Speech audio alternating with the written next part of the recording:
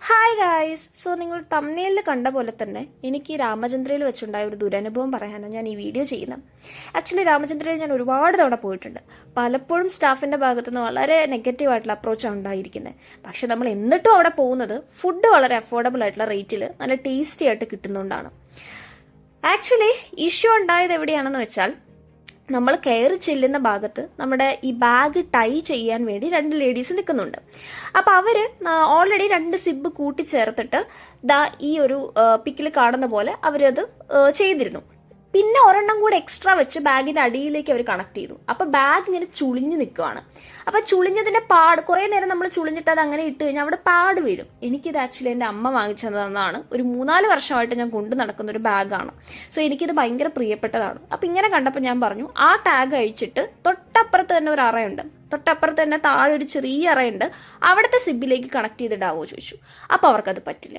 അവർ വളരെ റേസ് ചെയ്ത് വളരെ മോശമായിട്ടാണ് എന്നോട് സംസാരിച്ചത്. ആക്ച്വലി പലയിടത്തും ഞാൻ അങ്ങനെ റേസ് ചെയ്ത് സംസാരിക്കാറില്ല. ഈവൻ പബ്ലിക്കിലാണെങ്കിൽ ഓഫ് കോഴ്സ് ഞാനത് സൂക്ഷിക്കാറുണ്ട്. പക്ഷേ ഇന്ന് എനിക്ക് നല്ല ദേഷ്യം വന്നു. കാരണം ഒന്നാമത്തെ കാര്യം അതെൻ്റെ അമ്മ വാങ്ങി തന്നതായതുകൊണ്ടാണ്. അങ്ങനെ ഞാനും നല്ല റേസ് ചെയ്തിട്ട് തന്നെ സംസാരിച്ചിട്ട് അകത്തേക്ക് കയറിപ്പോയത്. പിന്നെ ആ ഫ്രസ്ട്രേഷൻ തീർക്കുന്നത് ഫുഡ് കഴിച്ചിട്ടായിരുന്നു. അങ്ങനെ നമ്മളൊരു വെജ് ബർഗർ ഓർഡർ ചെയ്തു. അതുപോലെ വീറ്റ് പൊറോട്ടയും ചിക്കൻ കറിയുടെ ഒരു കോംബോയും ഓർഡർ ചെയ്തു. ആക്ച്വലി ഇത് രണ്ടിനും കൂടെ എനിക്ക് തോന്നുന്നു ഒരു 160 രൂപയുള്ളൂ. ഇതിന് രണ്ടിനും കൂടെ മാത്രമല്ല 2 കോഫി ഓർഡർ ചെയ്തിരുന്നു. എൻ്റെ കൂടെ ഒരു ഫ്രണ്ടും ഉണ്ടായിരുന്നു. അപ്പോൾ ഇതിന് മൊത്തത്തിൽ 160 രൂപയായിട്ടുള്ളൂ. ഈ കോംബോയ്ക്ക് ശരിക്കും 80 രൂപ എന്തോ ഉള്ളൂ. ഇവിടുത്തെ കോഫി അടിപൊളിയാണ്.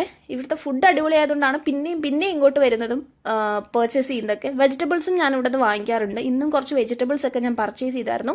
അങ്ങനെ പുറത്തിറങ്ങിയപ്പോഴത്തേക്ക് ആകെ ഇരുട്ടായി.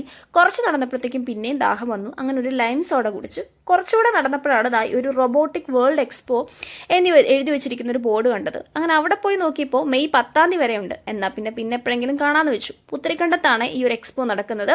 അങ്ങനെ പുത്തരിക്കണ്ടത്ത് കുറച്ച് നേരം പോയിരുന്നിട്ട് വീട്ടിലോട്ട് പോയി.